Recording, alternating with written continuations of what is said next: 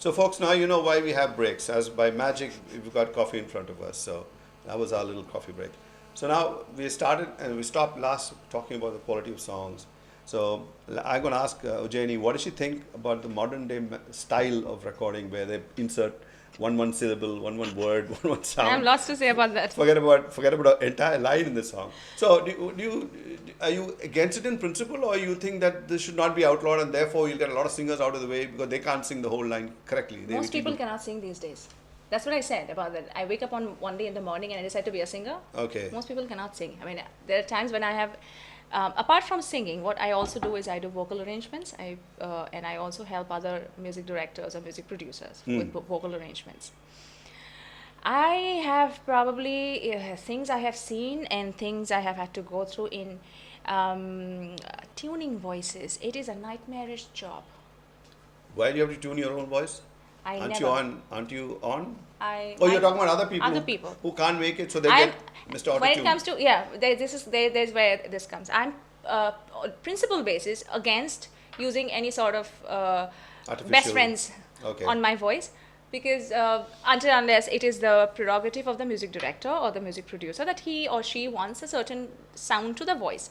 But if you ask if I was doing my own work, I would like to keep my voice the way it is. Just a little bit of, EQ, and that's about, just keep it. Because that is the beauty of a voice. Okay, so and especially if you can sing. Would you put hollow and reverb and all that? Because that's also adding on elements. Yes, but then that doesn't make any change to the timbre or, not the timbre, say the pitchiness or the... Your pitch won't be a bitch, as they say. Yes, it'll exactly. always be good if you sang it right. Most people, for them, the pitch is a bitch. I can see that. Yeah. And a lot of people do that. I mean... a lot of people like to do that because you save time.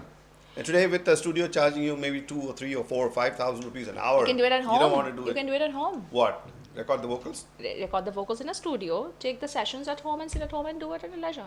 Because it'll take a lot of time. I'm going to tell you this. You mean the auto-tuning will take time? Yeah, if you're, I mean, there are times when I have had to actually draw a graph and rectify notes and words. But that's technology. So you're against that? Yeah, I am not against technology. It's like science. How do you use science? You can, make an destroy a Hiroshima, or you can also make something, beneficial. You can make the microwave out of it. It depends on how you use that. So yes, when softwares like Melodyne, Auto-Tuners, or like whatever else that you have. Yeah, where for the you don't like gaming. I like them. I like them when it comes to, because it makes the work of the music producer much easier. But what it has also taken away is quality of performance. Okay, I always wanted to ask you. You've done a lot of these reality shows, haven't you? I mean, you've gone and sung in them or judged in them. What have you done? Have you sung in them? I did 2 of them. One was Saregama before it became Pa. Okay. It was Saregama, and the next was Channel V Pop Stars. Okay, I always wanted to ask you, the songs which we hear sitting at home watching that show, are those things re-recorded and slapped on, or is it? So obviously it's a. Sometimes they are. Yeah, most of the times they are. Let's put it like that. Okay, that's what I always suspected, because they're pitch perfect. All of them. Because when our generation of singers were still up, we used to be a part of this. It was still live. I remember when I was in Saregama. That was in.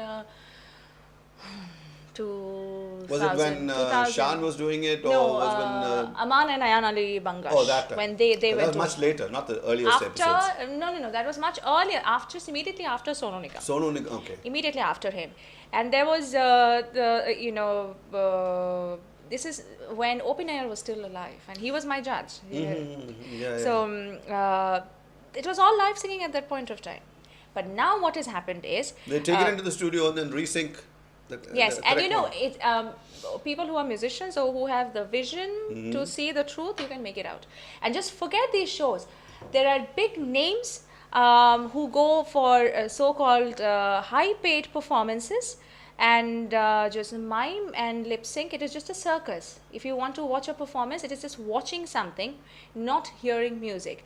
I will give you a small example. But on an average giant show, the performers stand on stage, they're probably the size of a pin.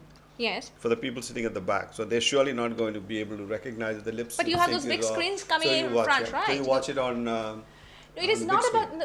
you watch it, there are screens over there also at the venue, which are, say, for example, on a different, or 50 yards from the stage, there are screens so that the audience can see that. But it is not about watching it. It is about the music again.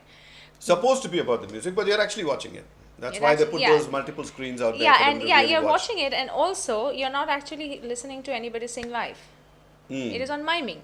Last year, one of my songs was nominated for a music award called.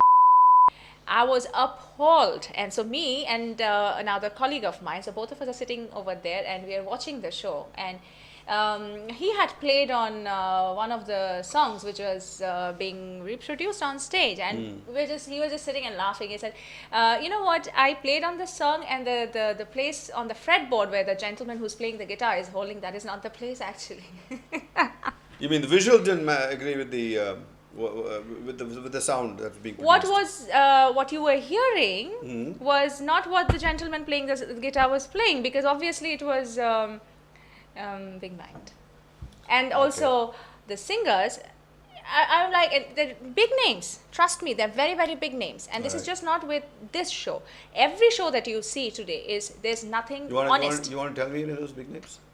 Or you want to just... Do I want to lose some more work? Okay, forget it. I get the point. Yeah. Yeah, but when you and I are not talking on screen, then I can. Yeah, okay. I mean, we don't want to destroy anybody else's career, so we get that point. And the audience, these days have also become stupid. They screamed with joy when they heard that. Oh, he or she was such a beautiful singer. Yeah, Yeah, and beautiful singer is probably what works more than what a good singer she is. Beautiful, yeah. It's more visually. All right, so we'll get one more episode in because she's really getting warmed up, as I said, and we'll come back again and we'll talk to Ujjayinee more about the playback industry and how she thinks about what she thinks about it.